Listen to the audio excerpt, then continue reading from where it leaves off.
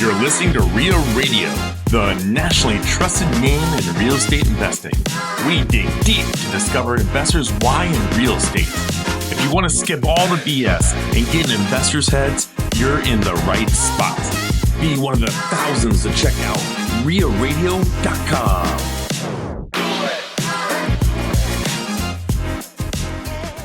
Welcome to Real Radio, episode 213. This is the Real Estate Rundown with Owen Dashner. Are we doing the late night DJ voice? Yes. And Ted Kaasch. Yes. Name the book that tells That's you. super weird. Name the man. book that tells you to do the late night DJ voice. Oh, Jocko? No. No. Hang on. He's from Iowa. Ashton Kutcher? And is that Ashton Kutcher from Iowa? Yeah. He's an FBI. Sorry. Chris Voss. Yeah, the late night DJ voice. He says sometimes when you go low. Yeah, that's right. You're right. slow, Yeah. Never split the difference. Yes. That I remember that now. When you go low and slow, you'll get the results that you want. Is that how you approach your dating life in your 20s? That's how I approach my conversations with my wife. Yes. Okay, that's weird. What do you got, Ted? I feel like you got something in the hopper. Well, here. I wanted to read this review that we got, Owen. Okay, let's pivot off of the DJ voice. Yes, you got it. No problem. So this one is from Rita Urban. Oh, God, stop. She says, great interview. The interview with Colin Schwartz on episode 206 is great. He has a great positive outlook and gave examples of how mindset drives progress. If you find yourself stuck, give us a listen for some ideas to get you out of the way and move forward. And it just reminds me to tell you guys, please give us a review. Yeah, no shit. Share this with friends. Damn it. Give us a review, buddy. Give us 5 stars. Give us a written review so we read it on our podcast. Okay, well played. I was wondering how long you were going to do that. And it reminds me that we need to reach out to Michael Kramer to get Chris Voss on the podcast. Yeah. Because that would be sweet. Yeah, that would be cool.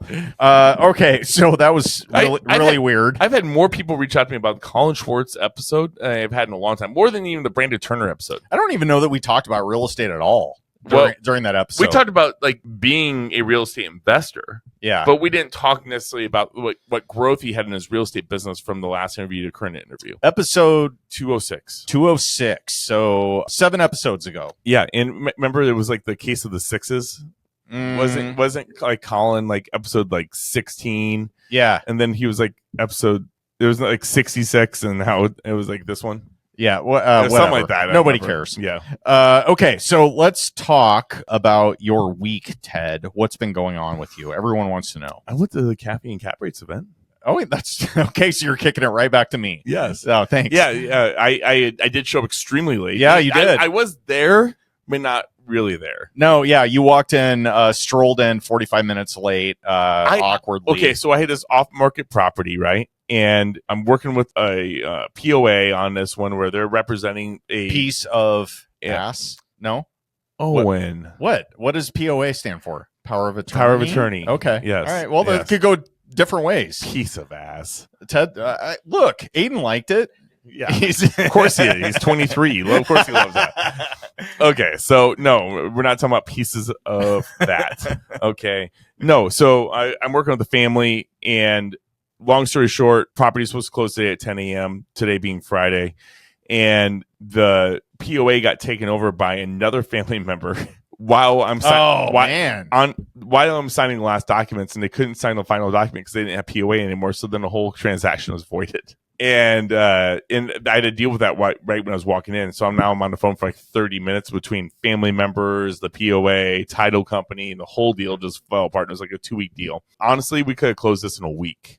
We could have closed this the next day, and it got delayed out. And then, so there was infighting between the heirs. Yeah. Is that what was happening? I'm not going to get into detail of this one just because I am the real estate agent on this one. But there was just some disagreements, and the POA got changed, and then I got put into this, and I'm like, and everybody knew the house was getting sold. Everybody agreed that the house was being sold, but since they changed the POA, the whole transaction got kibosh. So the reason I didn't go to the gym this morning because I spent all night last night writing new paperwork and having to redo all my work in the last 2 weeks and putting it back out there to get signed. If you had to guess, and I know agent business isn't your necessarily like, it's not my main focus. Yeah, it's not your main focus right now, but When you were really active in that, how much time a week do you think you put in ballpark on just paperwork?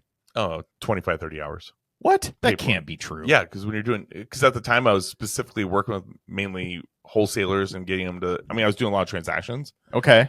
Yeah. I mean, so it's all contracts? the paperwork consumes your life.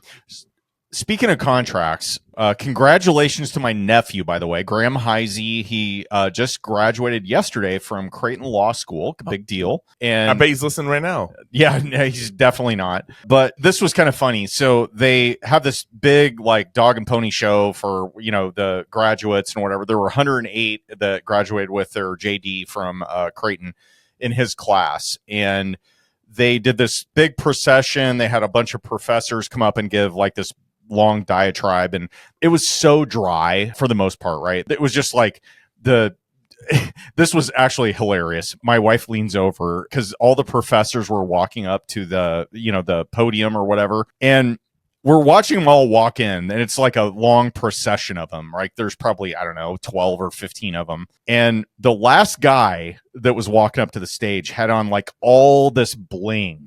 Like he had on a whole thing down his, like, it was like a Boy Scout Eagle. It was an Eagle Scout. Jen goes, check out Flava Flav walking up to the podium. I just started I was trying not to laugh out loud, but it was hilarious. And he was super boring. And a lot of the professors that talked and they were just given the whole backstory of Creighton University and their whole program and what all they did and this and that. And then they had this deal where they had a student elected professor that was their favorite, that he would get up and give kind of like a 5 to 10 minute little spiel on what his year was like. And he killed it. He was so funny, so entertaining. He had such great stories. And this just goes to prove that you do not need to be the smartest person in the room. You just need to be the best storyteller, Ted. I wonder how the Bud Crawford speech went today, because he was the commencement speech host for Oh, wow. For UNO today. Oh, I did not know this at all. It was on the news. That was today? That was today. And I wonder what his speech looked like. And they gave him some honorary he award got a doctorate or whatever. Yeah. I'm going to definitely check that out on YouTube and watch that one. I did not know that was happening. So Bud Crawford, obviously anybody that is from the Omaha area probably knows who he is. He's I don't know what belt he's done multiple what weight weights. Class he's in. He's welterweight. He keeps on changing his weights every time. Now he's going so undefeated to date, and he's taken on the biggest names in boxing in his weight class, and he's adjusted to compete up. So that's actually really funny. I didn't know he did that, but hopefully he killed it. Yeah. So there's a picture of it for the camera. Yeah. Okay. But it's a paid ad. Oh yeah. Ted's got to get past his firewalls here. I'm just on Google, man. And so you presenting at the Baxter Arena here in Omaha with good old Bud Crawford. Yeah, old Bud. We got to get him on here, man. You have a connection to him, apparently. I mean, I have some people that know people. There we go. Yeah. Okay, let's make this happen, man. Bud Crawford. Yeah. He will come in with an entourage. Bud, by the way, Bud Crawford, if you're listening to this, and you should be, I have on the wall of one of my properties, I have a mural that's painted with basically a collection of Omaha landmarks. It'd be cool if he signed it. And Bud Crawford is featured on one of my. He's in the mural. He's in the mural. Yeah. Boxing gloves, he looks like a badass. Yeah. So, Bud, let's make this happen. Let's get on here. So, if you're listening and you know Bud Crawford personally, help us out. Let's get Bud on. He's a big real estate investor. He is, and that'd be a great conversation. He's beaten me out on a couple of deals, as a matter of fact, which I'm a little bitter about. I was involved with one of those. I'm gonna throw down with Bud when he comes on. I did lunch with Bud once. You did? Yeah. He was. What did he order? High protein. We met at carnivore diet. We met at DJ's Dugout. Oh wow. Yeah. Okay. And he was going to dance in our Dancing with Omaha Stars. And he trained the whole program. And then he got a fight announced right before the event. So then he couldn't do our event. What? Yeah. Oh, man. Yeah. He pulled out of it?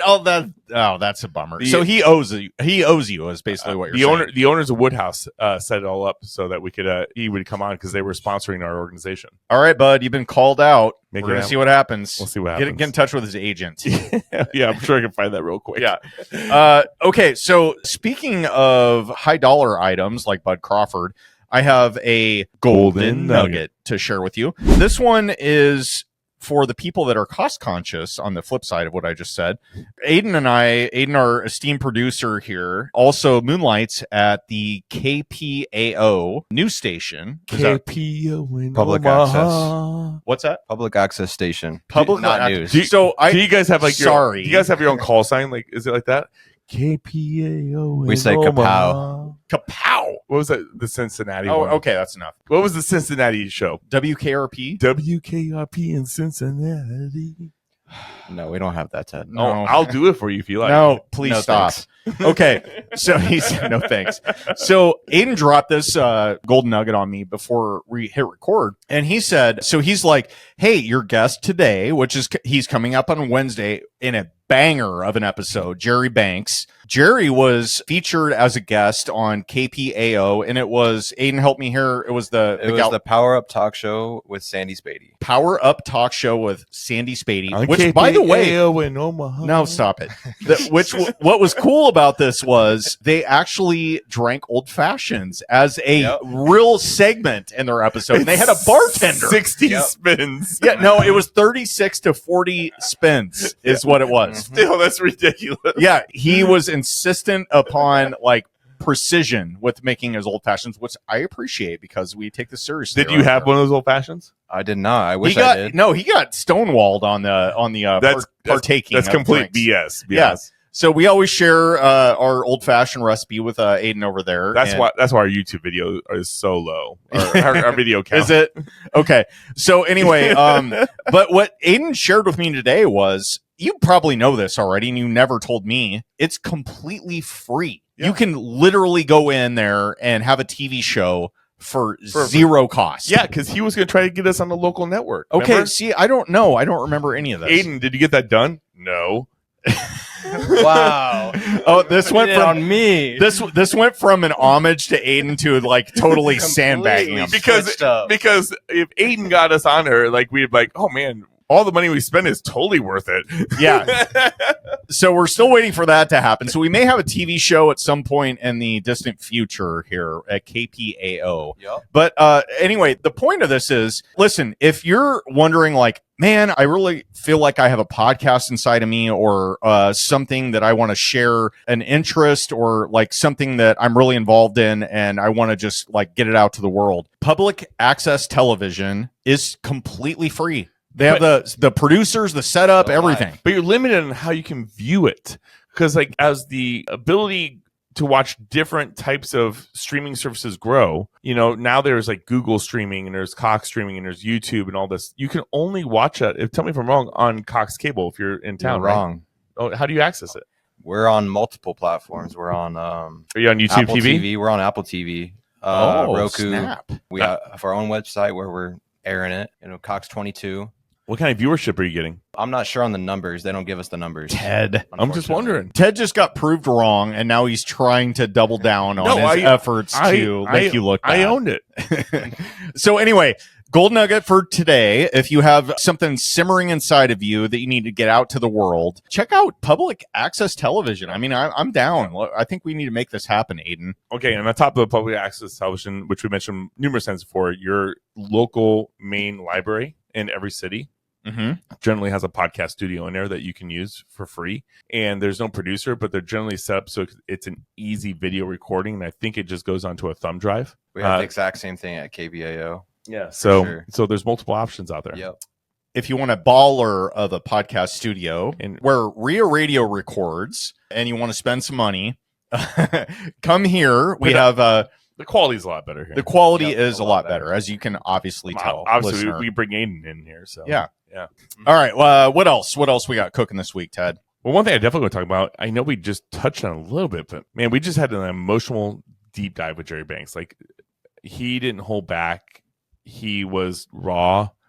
He was open, and he only had an hour and a half, and we needed 3 hours. Pizza, properties, and problems. Like he has an awesome story. We dive right into the heart of it, which is him coming fresh out of high school and went into the teeth of a firefight in Vietnam, unbeknownst to him what he was getting into there. But tune into Wednesday's episode because holy crap, man. This is one of those where I know, listen, I get it. You're listening to this episode for any number of times. You understand that we're usually pumped about our guests for good reason.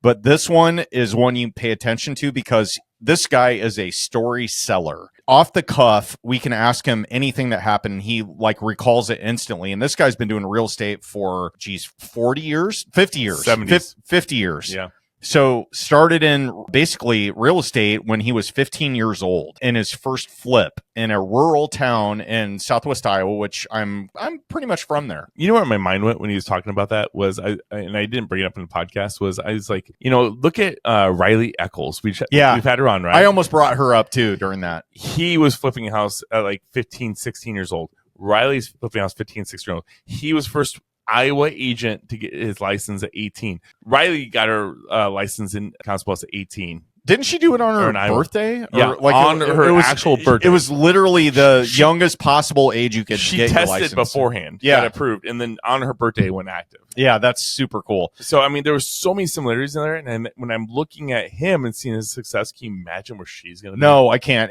And she was, so we had our coffee meetup yesterday, and Riley was there, and it was funny because one of the leadoff questions I had was, if you were going to partner with your 10 years ago self, so yourself from 10 years ago, what would go wrong? And I thought that was just a fun icebreaker, right? And everybody in the room is, collectively in their 30s, 40s, 50s.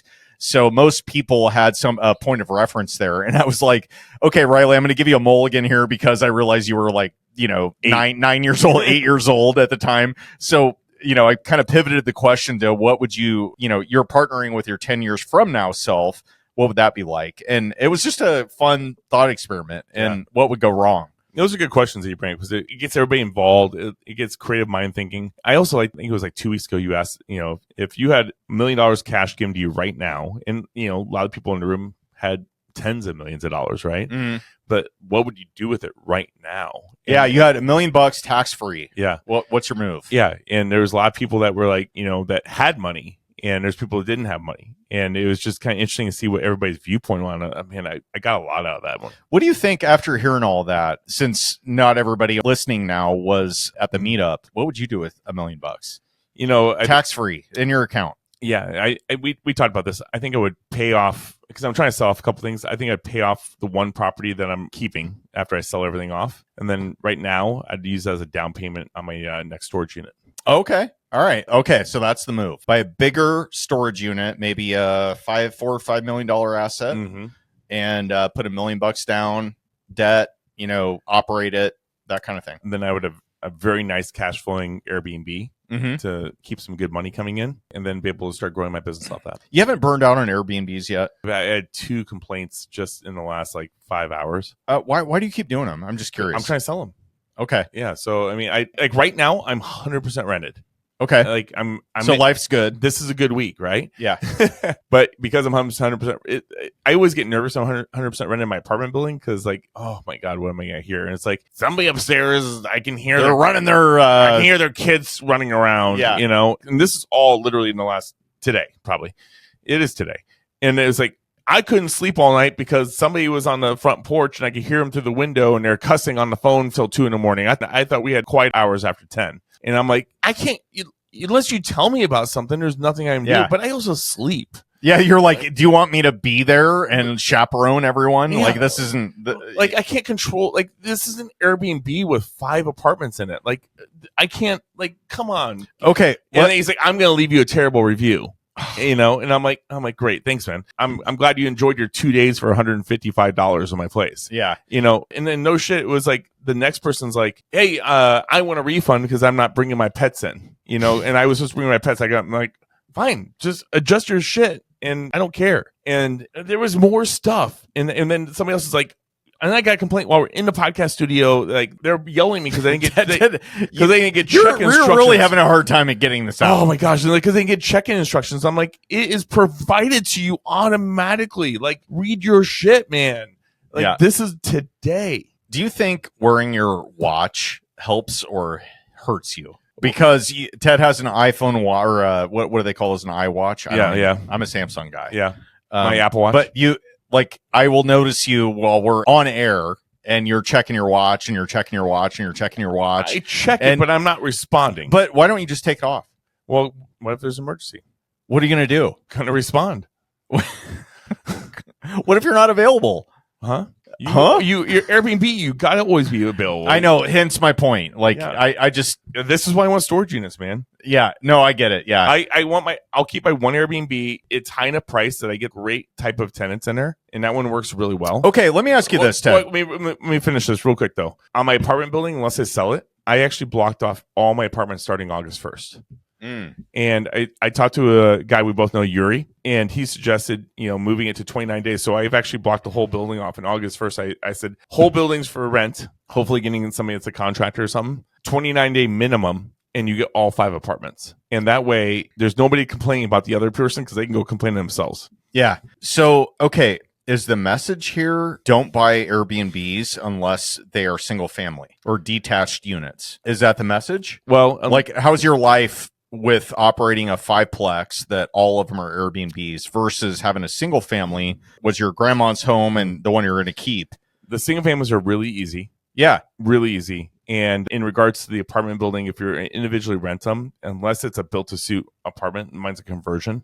Mm-hmm. I think that it's going to be a lot quieter and easier, especially if you have separate utilities and, in each unit. In my case, I do not. So in my case, I think the best scenario, if I'm going to keep it, is to rent it out as a whole building. And theoretically, I should be able to get $8,500 or so a night, or I'm sorry, a month. I was going to say, what? Bam, $8,500 a night. No, but I think I can get about $8,500 a month renting the whole building out to a commercial. And I'm pretty sure I can actually do it because I watched this other guy do it. And But how long? For how long? A month at a time. Okay. Yeah, I like my whole story, and everybody that listens to this for any given time does. But I've only had one, and that was it's in a multifamily building, and I don't want it. It's sitting vacant right now because I just don't want to deal with the bullshit with like, oh, the common areas are whatever. There's the floors are dirty or whatever, because it's like the rest of the building is all long term. If you set up complete expectations in the listing, it helps.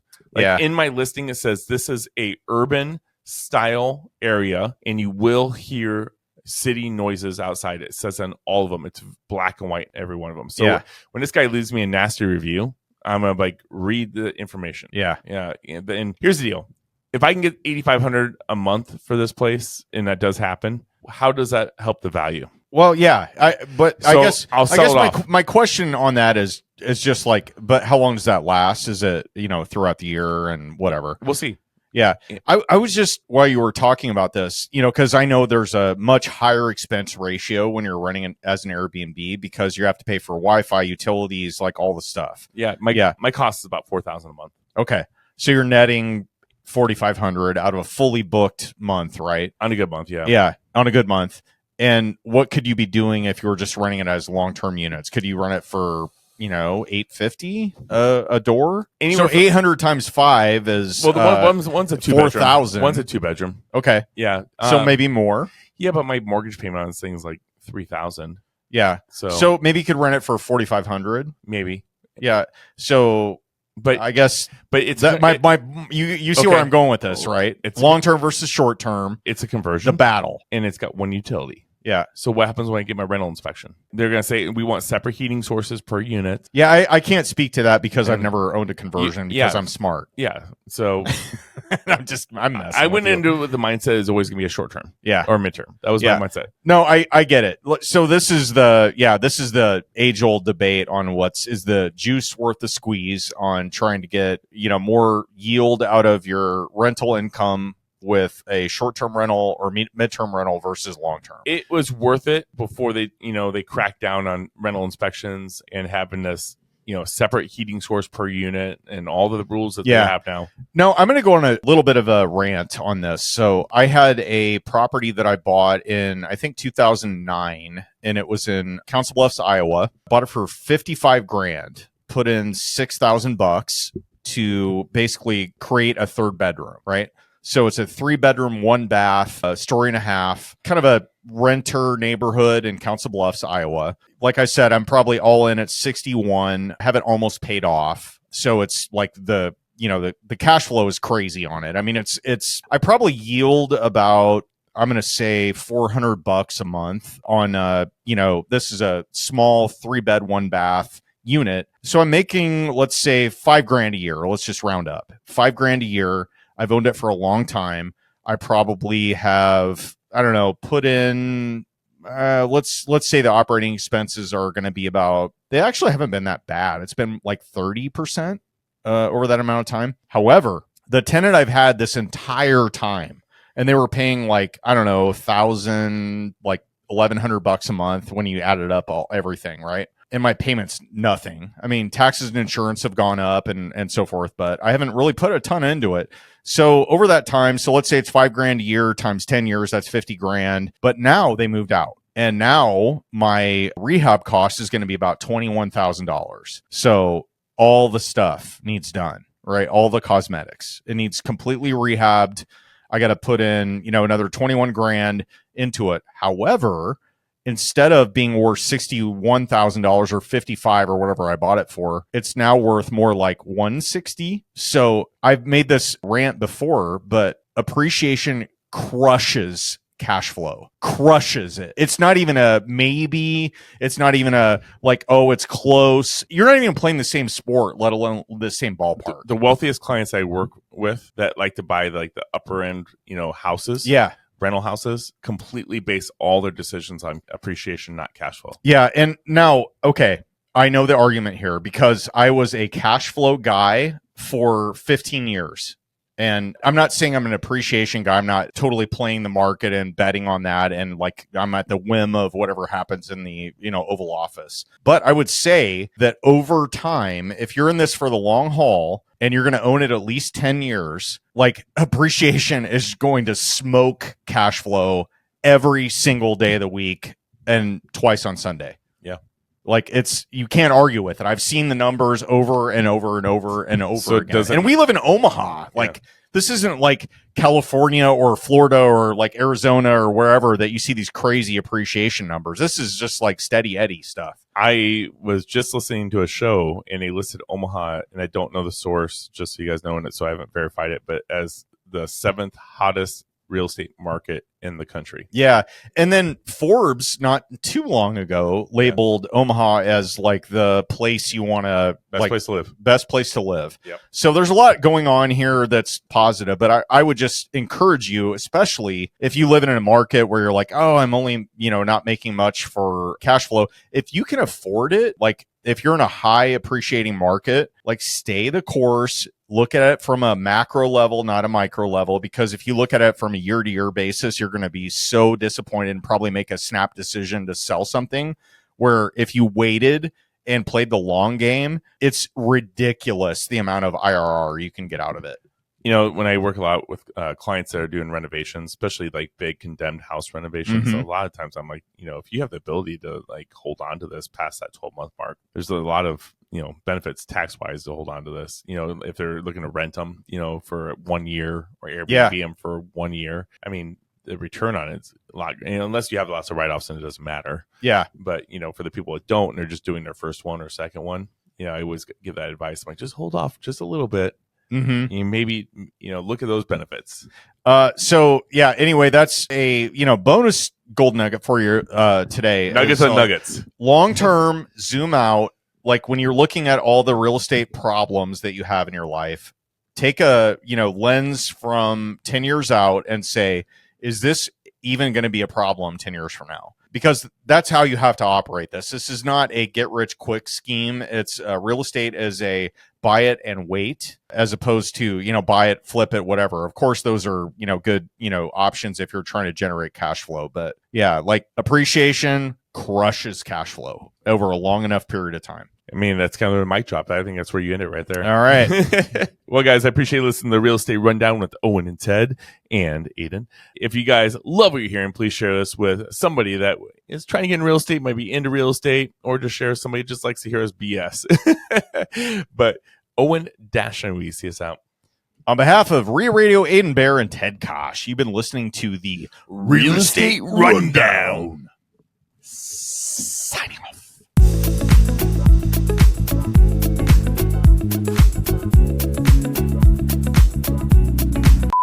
For over 30 minutes now. This is the real estate rundown. This is RIA Radio.